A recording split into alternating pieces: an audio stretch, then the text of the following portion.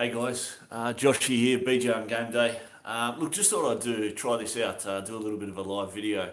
Um, I just wanted to obviously respond to a few people now. We've probably released about 7 or 8 videos this season so far. I wanted to just respond to a few of the comments. Now, I haven't been as active on the YouTube comments as Brent has, so he's replied to a fair few of you, but I just wanted to take the opportunity just to rehash on a few comments that have been made right from before the season through weeks 1 and 2 and moving into round 3 now.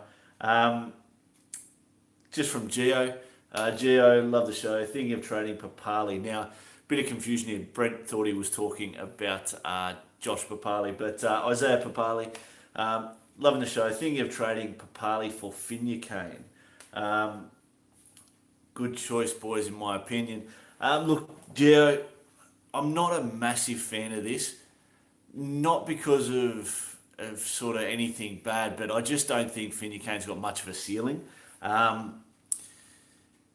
Melbourne, they're just definitely a workhorse, and he's always going to be good for sort of 45, 50 points, but with 65 minutes on the park, that's probably about his ceiling. I think last week was a bit of an anomaly. He scored 84. Looking back, I think over the last 4 years, he's only turned up once. So for mine, I think there's elsewhere you can probably look. Depending on who you've got in your squad already. Luke Garner obviously is one, but a lot of people have got him. I don't, and that's why I've sort of brought him up. If you do have Luke Garner already, there are a couple of other options. Now, the one I absolutely love is David Fifita for the Broncos. If you're looking for somewhere in that sort of price range of 420, 430k, I think he's a fantastic option. Starting for the Broncos, with regards to the Broncos and their rotation off the bench, I think, look, he's obviously not going to get massive minutes. He's a young player, he's a big boy, but the dynamic ability that he's got and the game-changing ability, I think he's definitely one you can have a look at. Priced, I think, around 425, 435k. So similar thing to what Finucane is. I think he might be one to have a look at. The other ones I want to look at were the Penrith trio. Now, obviously, James Tarmo, whether this is chasing cash, put on some big base stats in the first week. Second week, he backed it up okay, but it wasn't massive. I'd maybe have a look at him. And the other two for Penrith now, the starting back rowers in James Fisher-Harris and Frank Winterstein. Now, Winterstein's not as big a urgency, I guess. He's only played the one round last week, a solid 50 points, but again, probably in the similar mould to Finucane without being so brilliant or so reliable job security wise. But again, you sort of know what you're going to get. Similar price range. Sorry, not similar price range. The one thing about Winterstein is he's 239k. So that was sort of what I looked at with him there. 239k compared to Finucane at whatever he might be. You can save 200k and get a guy who's just going to score you 50 as well, and the price rise maybe as an advantage. And Fisher-Harris, look, this guy getting better and better. I don't know where his ceiling is from ability-wise. Obviously, from a Supercoach point of view, he can score tries, he can hit line breaks. So, he's one guy who can score you 80 or 90, maybe even ton up. So he's one to have a look at.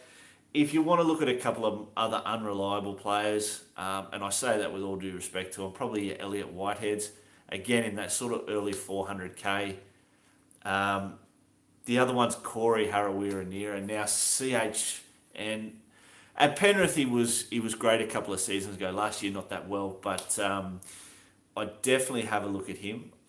It's hard to say that since he's in the Bulldogs team, and they've cut a few guys this week. They've let them go. Reece Martin sitting on the bench. Job security's not 100% there, but one thing about this guy, similar to James Fisher-Harris, he's got attacking ability. So maybe he's one to look at. So there's a few sort of options for you. Over Finucane, I'd look at David Fifita, but again, you can sort of have a look through those kinds of guys. A couple other comments there.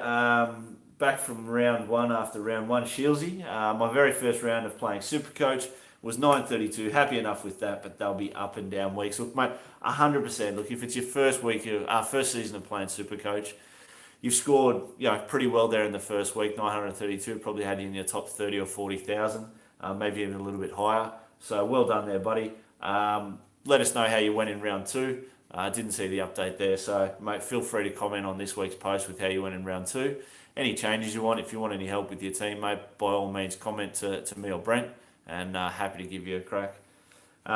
James McElligott, loving the production value this season. The edits of the two screens and the team behind is amazing. Look, mate, absolutely, big shout out to the Angry Bogan.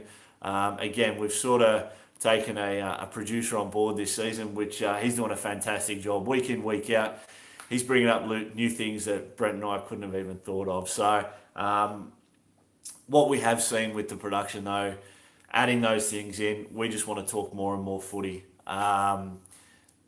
Whether it's a 30-minute video or a 56-minute video like the latest one that we did, pretty happy with it. And look, there'll be more to come week in, week out, guys. The more he obviously does behind the scenes, the more it sort of gets mine and Brent's creative juices flowing as well. So hopefully we can come up with some better stuff as the season goes on. But what we would really like, guys, feel free to share this around to anyone else who sort of follows rugby league and follows Supercoach, because the more input we can get from you guys, the more suggestions we can get from you guys, the better show we can create. There'll be a few improvements coming up next week as well with the sound quality, particularly from my end. So obviously it's going to look a little bit iffy with a huge headset on, but what I'll do is I'll try and get that headset just to make the voicing a little bit clearer when we are doing those Skype calls. From Big Ted. Now, Big Ted, obviously, massive shout out to Big Ted over in New Zealand, one of our biggest supporters for the last 2 seasons. So always commenting, plenty of sort of contributions from Big Ted. So mate, we appreciate it a lot. Just thinking out loud, Crichton racking up a massive 11 with a BE of 69. Now that was after round one, his comment. We saw him start last week, Crichton. Hope the coach loves Orbo's effort and rewards him with big minutes. Crichton is 645k and no minutes. I can see him dropping a fair chunk of cash in the first rise or fall. It's looking good to get him underpriced. Mate, 100%. Obviously last week he played, I think it was around about, he might have even played the whole game. I'm not too sure without having a look, but only scored around that sort of 45 or 50. Will definitely be juicy money coming up in the next couple of weeks. It's just a matter of whether he can force himself back into that starting squad. Now, we saw the team list come out yesterday and was named on the bench again. I think if we can see Robinson move him into the starting pack this weekend, it'll give people a lot more confidence. Because I guess with like we had with Cordner last year now, obviously the New South Wales captain's a little bit of a different story, but was named on the bench, came on 20 minutes into the first round and then played the rest of every minute of the rest of the season. So hopefully we can get a similar thing with Crichton, but we'll just have to wait and see on that one. Another comment from him last week, George Jennings is back round 2 or 3, Sivo will be cut. Look, mate, I would have thought the same thing. I would have thought exactly the same thing. Sivo is still there, round 3, he's been named again. George Jennings, Josh Hoffman named in the 18 to 21 man squad. So I guess the timing there for him, he's still got the spot. Supercoach wise, hasn't blown any scores up or anything like that. If the potential's there, obviously Mickey Arthur sees something. So hopefully we can see it as Supercoaches as well. For now, for me, he just sort of sits on the pine. That's about all we can do. Hopefully he does, maybe score a 60 or a 70, can find a little bit of a score. At the end of the day, he hasn't scored a try yet, so one to watch for there. Joshy Lynch, back in week 1, Joshy when we revealed our teams, Joshy commented that neither Brent or I picked Latrell. Shocking, you've got to have him in there. Look, hindsight's a wonderful thing. Obviously, in the first couple of weeks, he hasn't scored brilliant. Last week was a little bit of a disadvantage that they moved him to 5'8", a very foreign position for him. Josh, I think what we saw in round 1 and 2 is the classic thing with Supercoach where the centre wingers are just a little bit unreliable. You really want to get them when they hit form. And look, there's no doubt this guy will hit form sometime in the season. We saw it with Blake Ferguson in the first 2 weeks. Again, Blake went huge last week. And that's sort of what we came to expect from him at the Roosters. We probably didn't think him obviously going to the Eels, he'd be the one to first show up as the premier centre winger in Supercoach. a lot of people thought it would be Latrell, but what we've seen in the first 2 weeks is exactly the reason why a lot of your top super coaches start with the centre wings being a little bit weak, spending your money elsewhere where there's more reliable scores, because again, your reliability factor is the massive thing for the centre wings. Once you start to see a bit of form from Latrell, now I mentioned it in last night's video that I thought there were a couple of glimpses there in him at the 5'8" position. Now, again, it's not a position he's going to keep. He will go back to the centre wings. I think that is one thing that I think is going to be huge for him. So once he starts to pick up that confidence and get back into the position that he's used to, the Roosters will get a few wins on the board. Look, they've played 2 games in torrential rain. For a guy like him who's so quick on his feet, who's so strong, his upper body strength, he can't show his full potential in weather like that. So if they can get a couple of dry tracks coming up, definitely one to look at when he hits form and to jump on straight away. All we can say is obviously with the past couple of weeks, we'll get a bit of a price drop out of him and hopefully afford him a little bit cheaper. Maybe get under that sort of 550, 520k and grab him then. The other one you mentioned, now similar thing here, obviously Josh, with Wanga Blake. Wanga Blake, comment was Wanga Blake is going to kill it this season. 100% agree, mate. This guy is massive. Bit of time out last season with injuries, so didn't get to show his full potential. But again, this guy is a big body, fast, 6'3" or something like that, but playing in the centres, plenty of potential for Penrith. Will score tries, will bust line breaks, will tackle bust. But again, in the first 2 rounds, I think he scored 30 and 40 odd. So it's a hard one to just get that reliability out of the centre wings. With Wanga Blake, I've got him in one of my drafts because I thought the same as you, Josh. I couldn't afford to have him in Classic. At the end of the day, again, I've sort of gone a cheaper route with a couple of mid-rangers and a lot of cheapies in the centre wings and spent my money elsewhere. So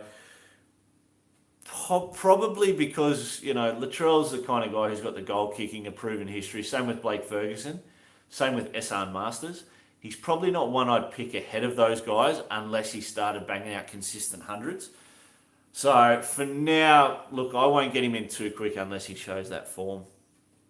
Look, one guy who commented after the team reveals as well was Adrian Gomez. Now, a bit of a shout out here. This guy, I didn't actually get the first comment that he was sort of putting up, whether our reserves were weak or they were strong. I sort of couldn't get it. But his second comment that he put through was this: Lane, Murray, Gutho, and Garner/Nakora.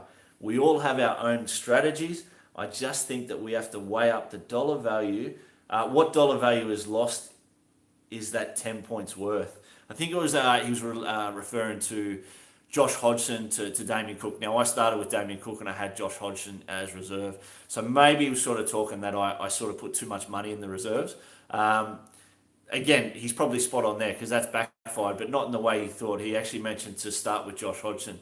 It's been a blessing that I started with Cookie, and this week I'm actually offloading Josh Hodgson. But if you have to go too thin to get him, it doesn't offer a scare on a solid 17 scorers. Now, look, what I wanted to point out was the first part of that comment: Lane, Murray, Gutho, and Garner/Nakora.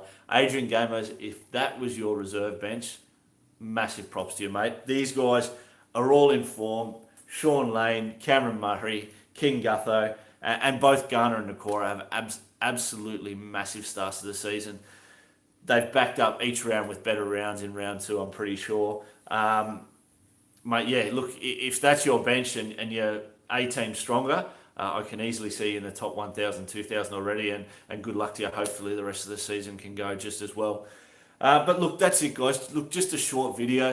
Thanks very much to anyone who joined in. But if you guys obviously see this once we publish it, feel free to leave some comments. Any sort of comments that you've got, whether it's a pod, whether it's a brag, whether it's whatever it may be. I just want to get some more interaction on the videos with comments and plenty of banter too, guys. If you want to rip into us for any of our selections, any of our trades, feel free to give it a crack. All right, guys. Cheers.